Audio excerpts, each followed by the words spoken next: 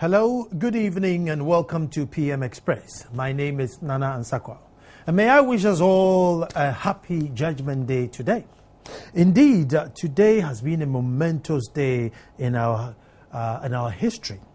Our leaders have indeed shown exemplary leadership. Our judges have been supreme in their line of duty.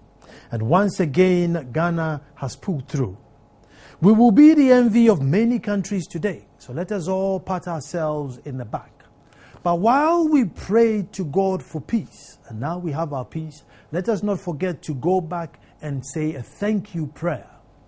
Today there was an extensive coverage of the verdict with experts, lawyers like Sam Okujato, Dr. Kwesi Enin, Dr. Jonah were all on the set today, explaining exactly what was going on and exact aftermath, the consequences aftermath, how we have to behave afterwards, how we have to guard ourselves in how we celebrate, making sure we don't tease too much our neighbors to aggravate them.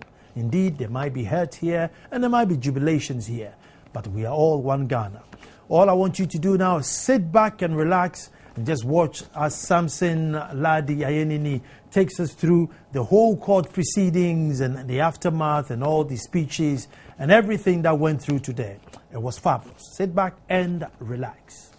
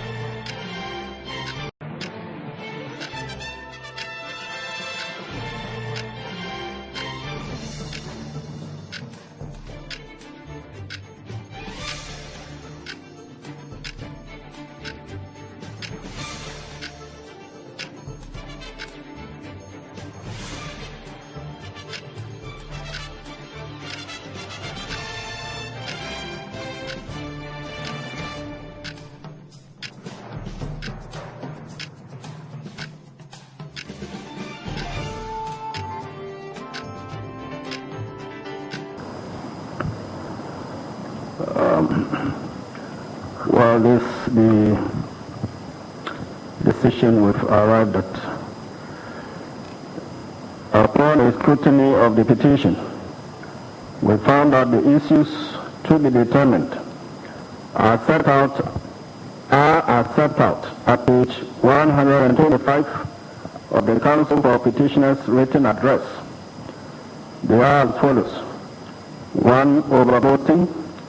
2. Voting without biometric verification. 3. Absence of the signature of a presiding officer. 4. Duplicate serial numbers, that is to say, occurrence of the same serial number on pay sheets for 2 different polling stations.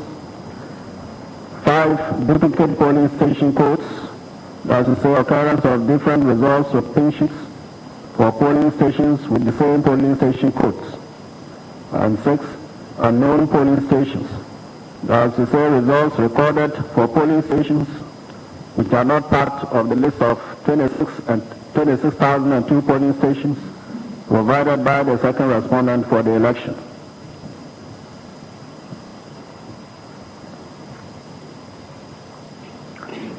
We unanimously dismiss the claims relating to duplicate serial numbers, duplicate polling station codes, and unknown polling stations, that's for short.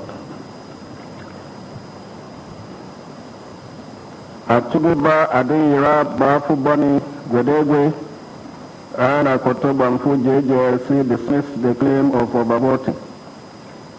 Atuguba, Adeyira, Bafubani, Gwedegwe, and Akoto Bamfu JJLC dismissed the claim relating to absence of signature of presiding officer.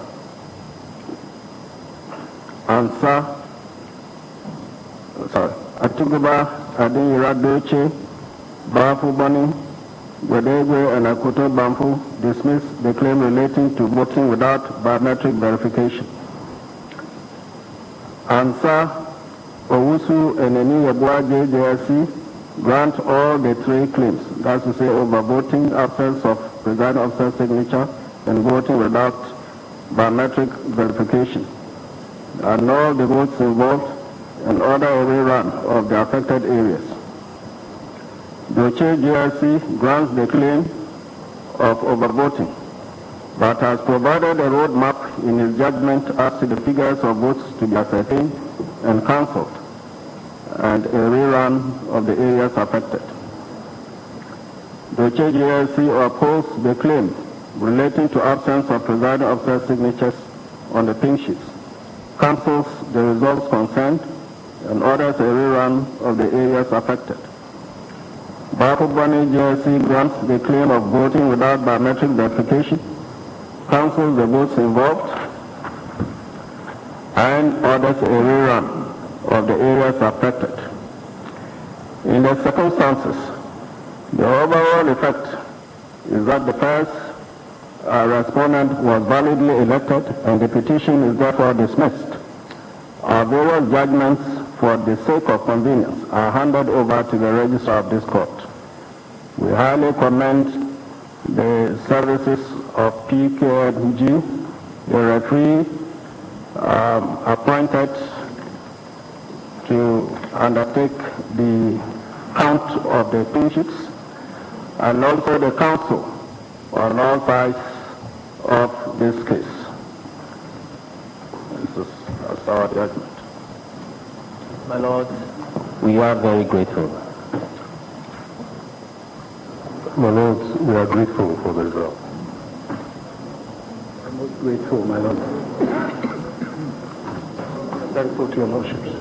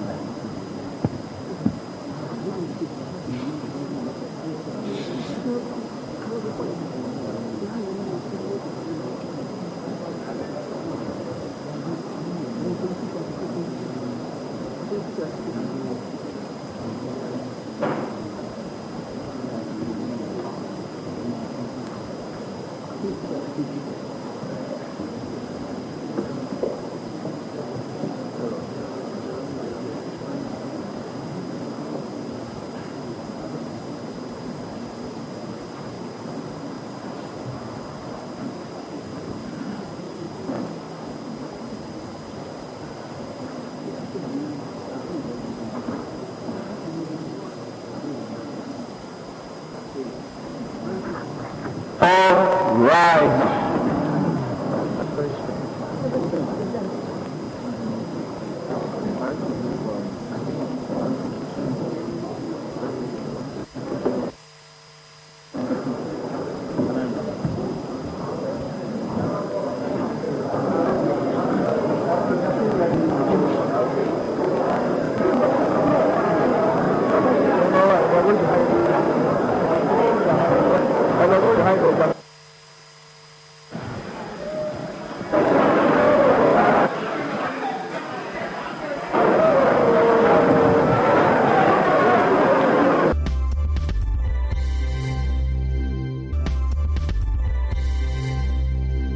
The Supreme Court has dismissed the petition. What does that mean?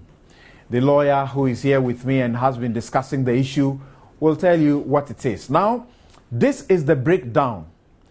The Justice William Atuguba referred everybody to page 135 of the petitioner's address. And he says if you go to page 135 of the petitioner's address, you will see the issues. You will see the issues that the court has been called upon to determine. And page, that particular page of the address, I have opened to that particular page on the address here on my iPad. And the issues are over voting. Now, over voting, 5 of the justices dismissed the claims in respect of overvoting. 4 of the justices voted in favor of the petitioners. In respect of voting without biometric verification, 6 of the justices dismissed the claim, and 3 of them voted in favor of it. In respect of the issue of absence of signatures by presiding officers, 5 of the justices dismissed that claim and 4 of them did not. In respect of duplicate serial numbers, all 9 justices unanimously dismissed it. In respect of unknown polling stations, what others have referred to as the ghost polling stations, all 9 justices unanimously dismissed it. In respect of duplicate polling station codes, all 9 justices dismissed it. So this is the breakdown. Duplicate serial numbers, duplicate polling station codes, and unknown polling stations, the 3 put together, unanimously dismissed by the courts. Signature, absence of signature of presiding officers, Article 49 of the Constitution, 5 of the judges dismissed it. Voting without biometric verification, 6 of the judges dismissed it. And overvoting, 5 of the judges dismissed it. So that is the decision of the court. The petition has been dismissed. You said that the most likely situation after the clock had hit 12 midday was going to be the court not reading the judgment to us, but give us a summary and then ask us to go to the registry and pick our copies. That is what they have done. That's so. It's just to save time, or what again? Because, as I said earlier, if maybe each one of them, has given an independent opinion, and that opinion is lengthy, given the time now, I am not sure they would each have finished reading their respective opinions. Right. So it makes sense, at least, that reading of the judgment or the reasons can be, deferred to another time, or the parties can be directed to go to the registry for copies. Okay, so they chose the former, to the latter, to direct the parties to go to the registry and pick copies of the judgment and read the reasons for themselves. Exactly. The court will not sit again to read the reasons for us. Ideally, it would have been better for the judges to have read their judgment. But of course, if the judgments are very lengthy, it will be very boring. They may get. And I suspect it will be a lengthy judgment, because you will find, for example, where Justice Atuguba speaks about Justice Doche granting overvoting, for example, upholding the absence of polling presiding officers, not signing. That when he upheld that claim by the petitioners, he spoke about a rerun of the elections in that particular area. Okay. Justice Bafo-Boni, for example, also grants voting without biometric verification and recommends rerun of the elections in that in those affected polling stations. And he says they have laid a roadmap as to how those things should go on.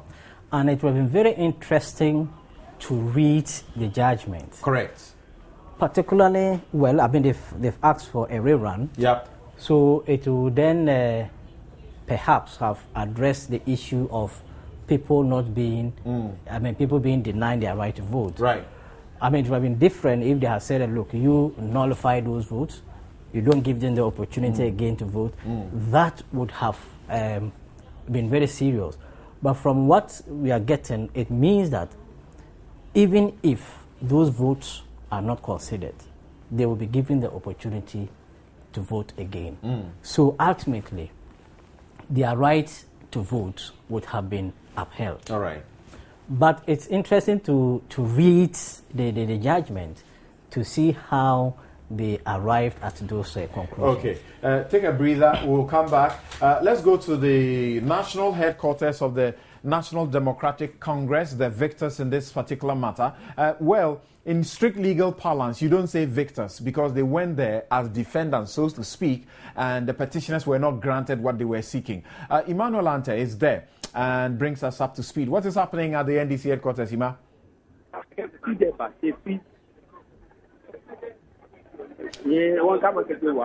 Hello, Emmanuel.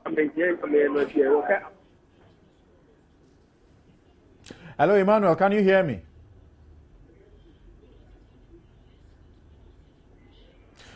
All right. Manasseh Azure Awene is at Abogloshi. Manasseh, what is happening where you are? Hello, Manasseh. Manasseh Azure Awene is supposed to be on the line from Abogloshi. But more importantly, you heard Nana Akufo-Addo. I heard him. He granted an interview, and he said, well, he's accepted it. People should accept the decision and, go about their lives. I heard a question being asked about whether review question matters, and so you take your time, we'll see what happens next. I think it was Jacob Echebelamte who responded to that question. What do you make about that posture? Chachu Chikata says that this is victory for Ghana, not the NDC. I think those statements are very reassuring. And I think those are the kind of statements that the generality of the population will be looking out for. They are moderate and they will not inspire any violence or any action, untoward conduct. But as we all know, because we do not have the full judgment, that is how far they could go. Because, of course, I'm sure Nanado would have felt disappointed. But he could not, he cannot now articulate his positions very clearly in the absence of the reasons for Exactly. So he will have to give the judges the benefit of the doubt and then to move on until a later date. So more importantly, I think we'll be itching to see what is in the content of the judgment. Now, the bit that I was able to capture, I want to recap that for you. The petition has been dismissed. That is the judgment. What happened? On the various strands, there is overvoting, which the petitioners claimed a number of votes amounted to overvoting and ought to be cancelled. And they have two definitions for overvoting. So overvoting at two different levels. Now, 5 of the judges dismissed that claim. Voting without biometric verification, 6 of the judges dismissed that claim. On the 2 that I've told you so far, it is majority. The first one, we'll call that a split decision because it's 5-4. Now, number 3, absence of presiding officer's signature. That also was a very key issue the petitioners were contending. That one was also a split decision. 5 of the judges dismissed it. You have duplicate serial numbers, duplicate polling station codes, and then unknown or ghost polling stations. All 3 categories, unanimous dismissal by all 9 judges. Even the president panicked. Of course, anybody. That's the report. Yes, anybody in his position would be panicking.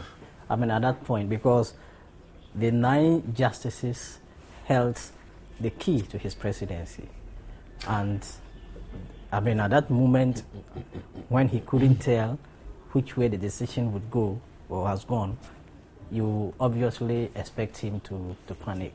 Thank you very much, lawyer Godwin Adagwin. He is a private legal practitioner and he's also a law lecturer. Let's go straight to the Volta region, the World Bank politically of the NDC, where Francisca Abla de Souza is standing by. Francisca, tell us what the mood is in the Volta region. The mood here is full of jubilation. Even though they will tell you they are not jubilating, I can tell you for sure they are. This constituency during the election gave President John Dramani Mahama 81,880 votes. That is about 93.15% of the valid votes cast in the Ketu South constituency of the Volta region. The people here are excited. Some of them tell me they were scared the decision could have been overturned. Some of them are happy that the Supreme Court has given this verdict. Some of them are telling me they are just grateful that at least their constituency is still safe and the country is at peace after the ruling. Right. Are you seeing people who are pouring onto the street to go about the celebration, or as in the morning they are doing so in their homes? They are doing so in their homes. The street is not that busy. Just a handful of people selling. The usual Aflawu street that is full of Okada and cars and all. You don't see that. But there's a handful of people here are jubilating in their own way, even though it is not in that large numbers. Right. Thank you very much, Francisca Abla de Souza. They're in the regional capital of the Volta region, and the jubilation obviously is going on. People are entitled to do so, but they should take the caution that came from the clergy, from IEA, from everybody else, that it should be measured. I think that is so because at this moment the chorus is for unity, and also about this issue of the winner takes all. It's something that has been roundly condemned. Even the current president has also added his voice to it. So what that means, in effect, then, is political moderation. Be it the allocation of opportunities, be it even celebration. You do so in a manner that is not offensive. Right. Because the spontaneous instinct to celebrate cannot be taken away. Right. But I think that we can control it so that we do not hurt the other side. After all, we are all the same. Great. Yeah. Thank you very much. And we're going onto the lines to the Ashanti regional capital, Kumasi. Mohammed Nuruddin. Hi, Mohammed. Yes, Mohammed, tell us, what is the atmosphere in the Garden City, the stronghold of the petitioners? Well, every place in the Kumasi metropolis is very quiet. everybody is treated by their state and their area. Currently, I am at Bantima, and when I came to the MPP's regional office, nobody is there. The office is locked. We're trying to see if we could speak to any of the executives, but we are told they came and then left. And so as I'm speaking now, the whole of us is very quiet. People are not in their houses. Some are sitting just in front of their houses discussing issues about the verdict. Thank you very much, Mohammed Nuruddin, reporting from the Ashanti region. Now, Godwin, I'm interested in this aspect. Even though right after the judgments, we had Nanado, we had Chachichikata, we had Jekobete Bilamte, and obviously you can't expect them to be happy.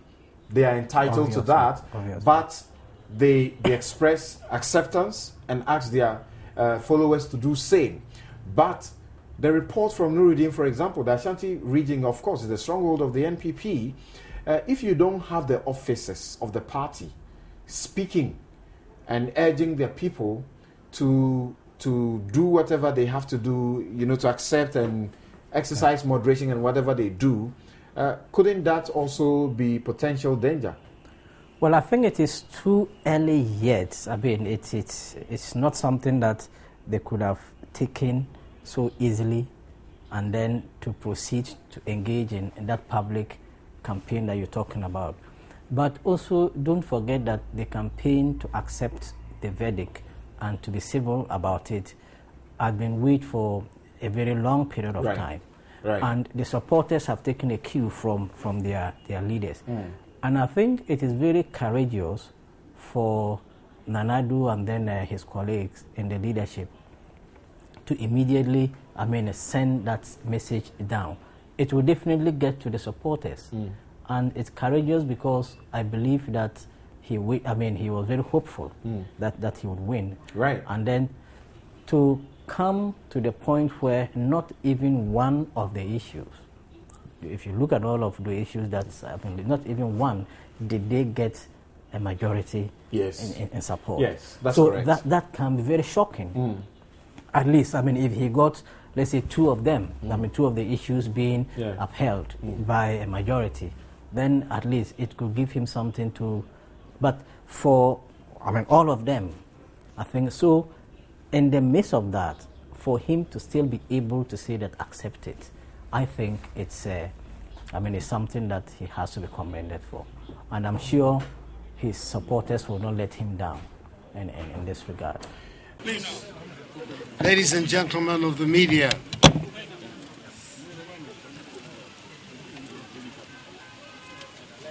thank you for your presence here. I've just called President John Dramani Mahama and have now congratulated him on being elected the fourth president of the Fourth Republic of our country. The Supreme Court of our nation has spoken. The result of the December 2012 presidential election has been confirmed as having been won by the candidate of the National Democratic Congress, President Mahama. As I said earlier, whilst I disagree with the court's decision, I accept it. I accept that what the court says brings finality to the election dispute. We shall not be asking for a review of the verdict so we can all move on in the interest of our nation. Everything in my bones, in my upbringing, and in what I have done with my life thus far makes it imperative that I accept a decision made by the highest court of the land, however much I dislike or disagree with it. I am saddened by the verdict, and I know that many of our supporters are saddened too. However, for the sake and love of our country, we must embark on a path that builds rather than destroys to deal with our disappointment. I appeal to all members and supporters of our party, the NPP, to accept the verdict of the court. Even in our disappointment, we can take pride in the way we have conducted ourselves. Even in our disappointment, we can take pride that the NPP has again led the way in deepening Ghana's democracy. To quote one of the Supreme Court judges, quote, "After this case, elections in Ghana will not be the same," unquote. In other words, we might not have been given the ruling we sought, but thanks to our efforts, we can hopefully look forward to an improved electoral process in our country. I'm grateful to my co-petitioners, the National Chairman, Joe Kobeche Bilamte, and my running mate, Dr. Mahamadou Bawumia, for their hard work, dedication, and commitment as we pursued the legal options available to us. My gratitude also goes to the lawyers and the technical team for their unbelievable hard work and sacrifices. I'm grateful to all the volunteers who spent days and nights working on pink sheets, entering data, photocopying documents, and labeling exhibits for the petition. I am grateful to all the well-wishers for their prayers. I must also thank my party, the NPP, officials, the foot soldiers and supporters for their unflinching support and belief in me. The National Council of the party, having taken the decision to go to court, has been unwavering in its support. I also want to thank my daughters and my wife, the beautiful Rebecca, for their love and extraordinary support. There have been friends who have made unbelievable sacrifices of time, energy, ideas, money, and a listening ear. I'm grateful to all of them. I'm sure there are many people wondering what I envisage for my political future.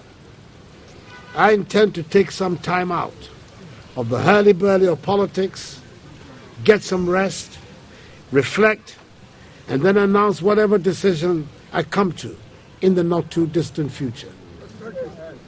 In Ghana's 56-year history, this is the first time a presidential election petition of this kind has been filed and pursued through the courts. The whole world has watched us in wonder and admiration. Our reaction to this judgment will be watched keenly in Africa and beyond, and will set a precedent for generations to follow. It is now up to all of us Ghanaians to put the dispute behind us and come together to iron out our differences, ease the tensions amongst us, and come together to build our country. There are myriads of problems facing us as a people. This is the time for all of us to come together and work to find solutions to the challenges that confront our people. To my party, the NPP, I say we have a lot to be proud of. There are more than 3 years left in this political cycle to be a worthy opposition and also position ourselves for the battle of 2016.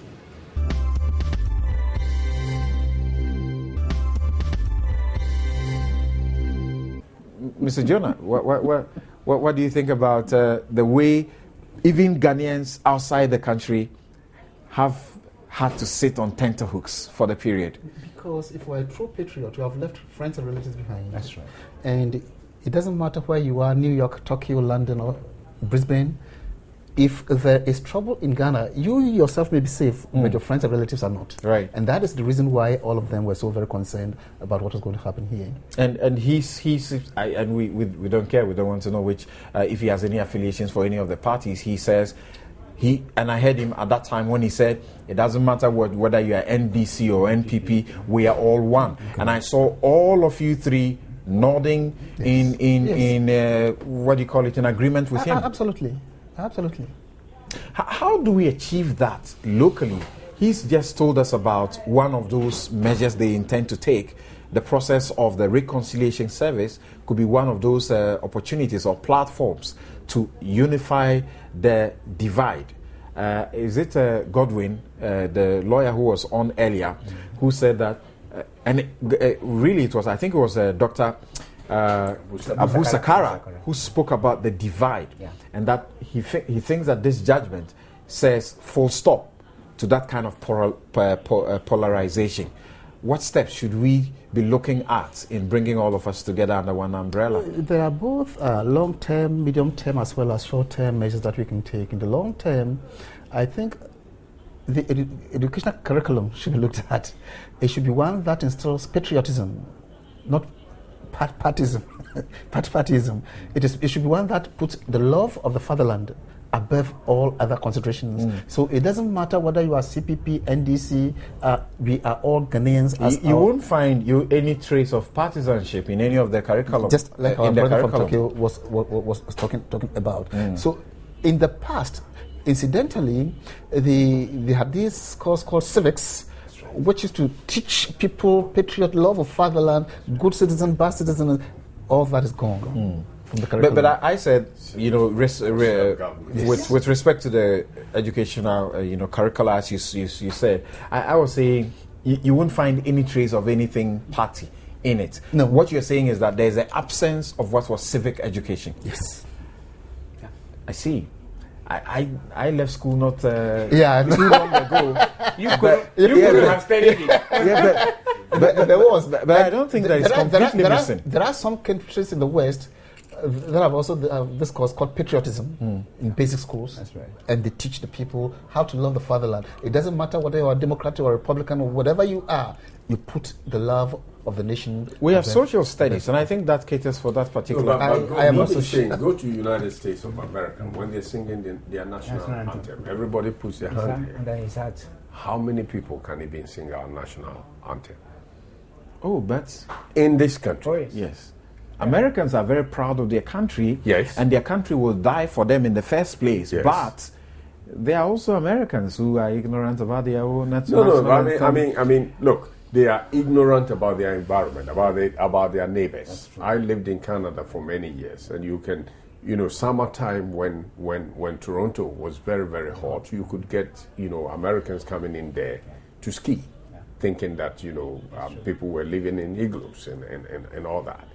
But when it comes to America itself, so what he's saying, we need a little bit of patriotism, rather than these days what we're trying to do is to encourage, little groups of partisan students in our campuses and all that. But the idea that we should stand for Ghana, we should stand for Ghana. We should see ourselves as Ghanaians first, before NDC, NPP, CPP, or whatever. These are the sort of things that we are talking about. Mr. Kujetu, there are those who say that Ghana is true of the statement that a country that does not honor its hero is not worth dying for. And people can see that it permeates in our society. So what is there to die for Ghana? Why? It is true, but the question, of course, we say the country which does not. Now, is the country an institution? The country is not an institution. The country is purely a geographical area. Or as part of my stunning joke, I said, by geographical accident, I was born in this place. I could have been born anywhere else. And so, but by that accident, I've been born in Ghana, and therefore this is my country. So I accept it. Now, it is the responsibility of us as citizens to work together to honor our heroes, to show appreciation. This is why I was indicating earlier on to say that you have all these talented people. Some are in the National Space Institute in NASA, who are working there, fixing the Sputniks to go to space. And we are sitting down here and we are just joking that you go to the UN and you see people. I can tell you there are places around Toronto. If you see the number of expert doctors, physicians, surgeons, you'll be shocked. Yes. You can't believe it. I say everywhere I go, I meet with them and I see it. And then we are short of doctors here. And I said that many of them would like to come back either to stay permanently or even to come and work for a short while and then go back. But our system, we have said it and said, oh, but he's not in my part in the ruling party, so don't give him. Now, who is the loser? It's not him. It's the nation. So I think this is the problem that we need to address. And you see, when we are talking about civic, then I also realize that very few even know the history of the country. That even contemporary history for the past 30 years, 40 years, 50 years, what had happened. The average person has no idea. But it's an understanding of those issues that highlights for you now to see what the problems are now. And then how we can solve it. But don't forget that the young people form more than 60% of the population. Right. And so that's where the danger is. And so when you take about the voting age, you are asking the largest portion of the voters who are going to cast their vote, who have no idea what's going on. I see. And that's where the danger is. So we need to address this as an important matter.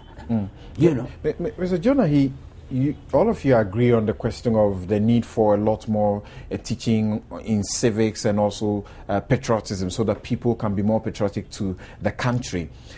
Are you saying that that job is a job that ought to be done by the state, or that it is something that individuals should do themselves? He made reference to doctors, brain drain. In 2003 or 2004, I did a documentary on the brain drain in respect of doctors, and I found that Ghanaian doctors in New York alone outnumber the total of the doctors we had in our country, and that was very sad. Is it not a question of individualism? Well, there is individualism, but you see, the point all of us are making is that first, make the love of country a priority. There will definitely be market forces in the consideration as to whether you work in Ghana as a doctor or you work in the New York area as a medical doctor. There will definitely be some market considerations. But as he was saying, there are Ghanaians even now who are prepared to come for 2-3 years and go back. But we have so labeled them politically that they don't feel like coming. This NDC man, what is he coming to do here? Or this MPP man, what is he coming to do here? That is the point he's making.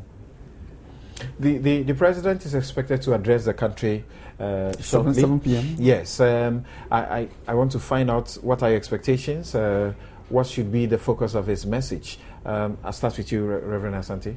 I expect him to give olive branch. I expect him to say that let's put everything behind us. Let's open a new page of politics of inclusion. Mr. Kujeto. Yes, I think I will just support what my Osofo has said, is to say that he, as president, has been saying this matter and said that there must be an inclusive. He's been saying it. It is now his responsibility to translate it into reality and not just words. In fact, it is more important now than ever that he should actually make a positive move.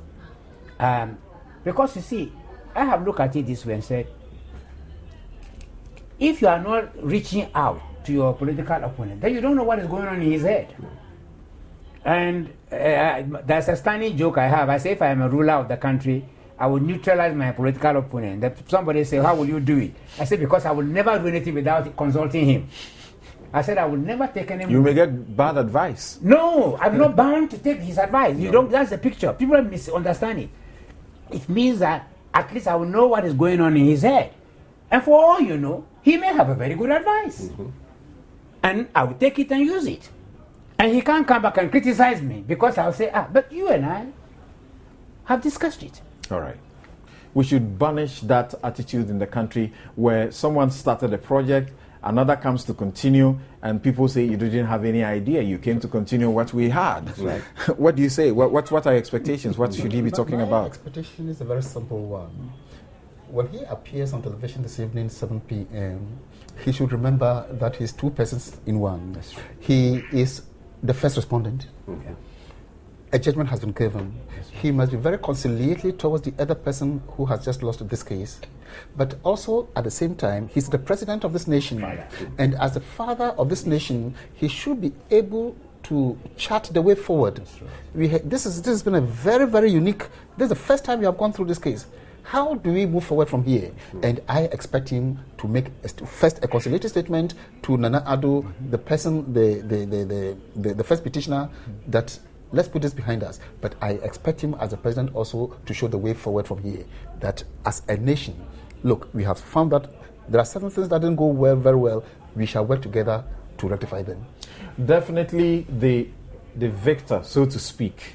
And sometimes I have a little difficulty because by my training legally, I know the position of the respondents in this. So it's really not the victor.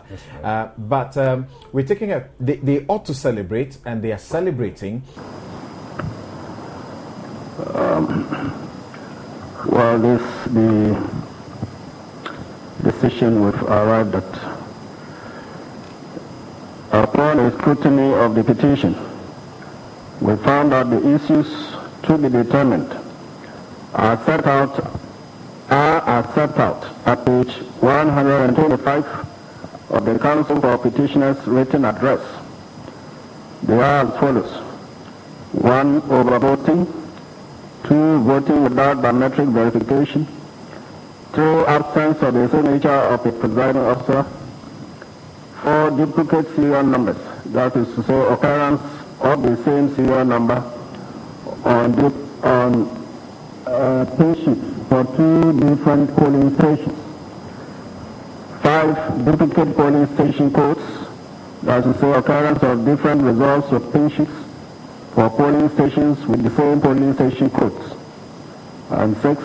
Unknown polling stations, that is to say, results recorded for polling stations which are not part of the list of 26,002 polling stations provided by the second respondent for the election.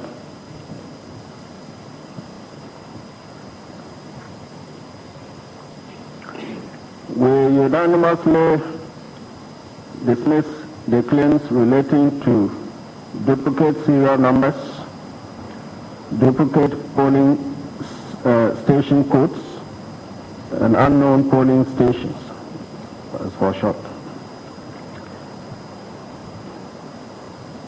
Atububa Adeyira Bafubani Gwedegwe and Akoto Bamfu JJLC dismissed the claim of overvoting. Atububa Adeyira Bafubani Gwedegwe and Akoto Bamfu JJLC dismissed the claim relating to absence of signature of presiding officer.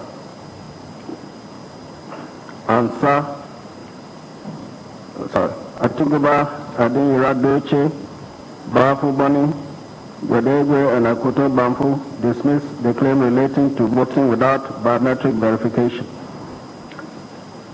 Ansa, Owusu and Eni Yabua JJSC grant all the 3 claims, that's to say overvoting, absence of presiding officer signature, and voting without biometric verification, and all the votes involved, and order a rerun of the affected areas. Doche GRC grants the claim of overvoting, but has provided a roadmap in his judgment as to the figures of votes to be ascertained and cancelled, and a rerun of the areas affected. Doche GRC opposed the claim relating to absence of presiding officer signatures on the pink sheets, cancels the results concerned, and orders a rerun of the areas affected. Bafubani GRC grants the claim of voting without biometric verification, cancels the votes involved, and orders a rerun of the areas affected. In the circumstances, the overall effect is that the first respondent was validly elected, and the petition is therefore dismissed. Our various judgments, for the sake of convenience, are handed over to the registrar of this court. We highly commend the services of PKG, the referee appointed to undertake the count of the pin sheets, and also the counsel on all sides of this case. This is our judgment. the Electoral Commission, and National Democratic Congress, NDC.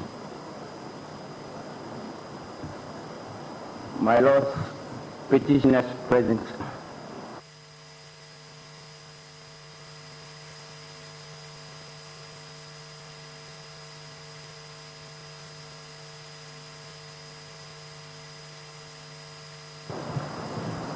First respondent absent.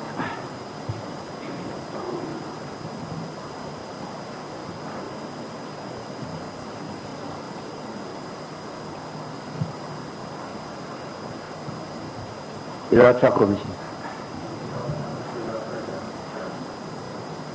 My lords, second respondent is represented by Dr. Kojo Afarijan, Chairman.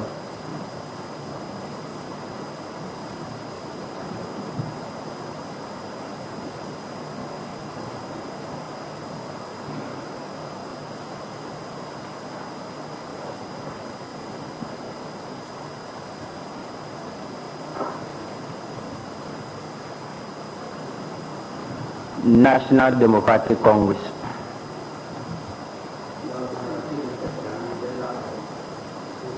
My lords, third respondent is represented by Mr. Asidun Peter, General Secretary.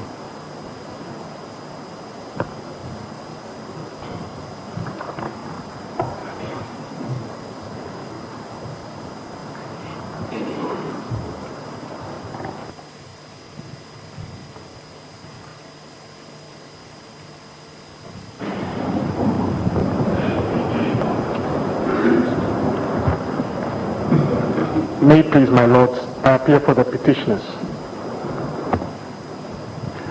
With me, Frank Davis,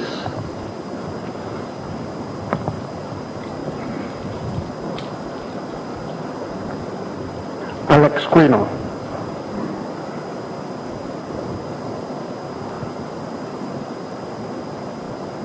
Akuto Ampao,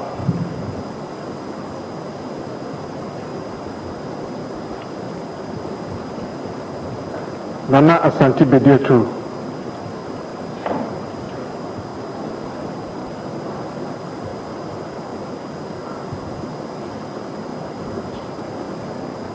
Kwame Boaho Akufu,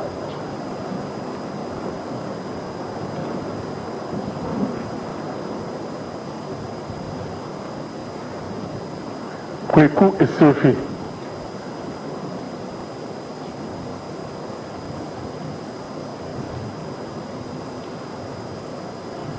Godfrey Yeboatami,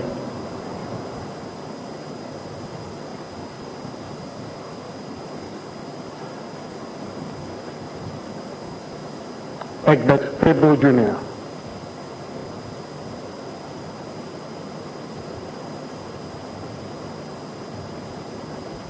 and Professor Kenneth Ajiman Atefa.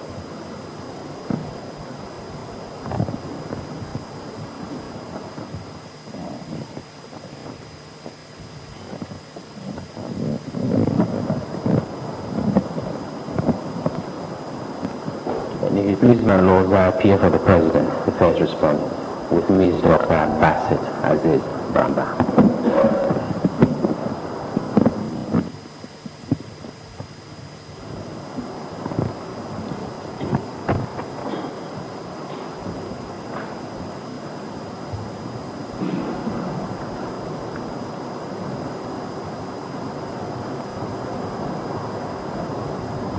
May it please your lordships, I appear for the second respondent.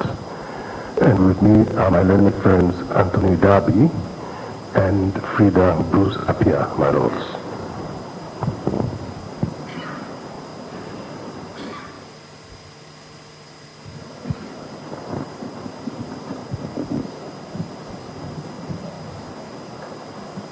If your lordships please, I appear for the third respondent, and with me my learned friend Samuel Kojo.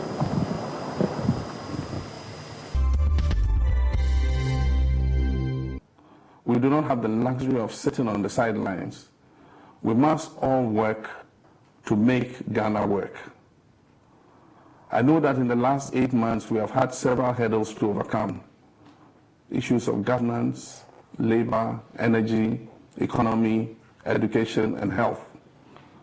I know too that because the world does not stand still, when one goal is met or a mandate is delivered, over the coming years, from time to time, we'll continue to face our fair share of challenges. There are various reforms that must take place and bold decisions that must be made. I assure you that I'm prepared and committed to make those decisions and to ensure that those reforms are implemented. I would like to thank my legal team for the hard work and long hours that went into this case. I'd especially like to thank them for their unwavering faith in the rule of law and their belief that in the end, come what may, justice will be served. I thank the media for their diligence, for constantly striving to meet their own ideal of accurate and responsible reporting, and not least of all, for holding government accountable for the promises that we have made. Promises that, despite the hurdles and setbacks that we have faced, we have begun to deliver and will continue working to deliver. Most of all, I want to express my gratitude and appreciation to the good people of Ghana for your patience, especially through the stretches of darkness and uncertainty. The days ahead of us will be brighter, and the opportunities for prosperity will be many. My fellow citizens, my brothers and sisters, this afternoon, Nana Akufo-Addo and I had a conversation, and I am assured that with the court case over and the verdict announced, we can now, all of us, put this behind us and turn our full attention back to building this great nation. This government is ready to work for you. It's ready to work for all Ghanaians. It is my expectation that all Ghanaians are also prepared to work to uplift our nation, because Ghana must succeed. And if together we face whatever challenges come our way, our systems and our institutions will continue to be strengthened, our democracy will continue to grow, and our homeland Ghana will succeed. May God bless you, and may God continue to bless this beloved nation of ours. God bless our homeland Ghana. Thank you. Well, I think we need to say congratulations to every party, each and every one of us. I think the petitioners did well in accepting the verdict immediately and urging us all to accept and respect the rule of law. I think that was fantastic. We also want to say, congratulations for the presidency. I mean, indeed, he allowed the rule of law to work. Most African countries would have interfered with rule of law, but no, he didn't. And I think he also deserves a good pat in the back for that. And indeed, citizens who waited for a long 8 months patiently, waiting for the rules to be, the law lords to come with their verdict, and we have accepted it. Whether it went in our favor or not, we have accepted it, and we still have our Ghana. We've all done well. The clergymen, the traditional rulers, everybody who urged for peace, thank you very much. We still have our Ghana, so in the end, we all won. You know what? It is nation building time, and we have already lost 8 months. We haven't got time. Let's all get up and go. Thanks for watching. And tomorrow, we'll be back to do it all over again. My name is Nana Ansakwa.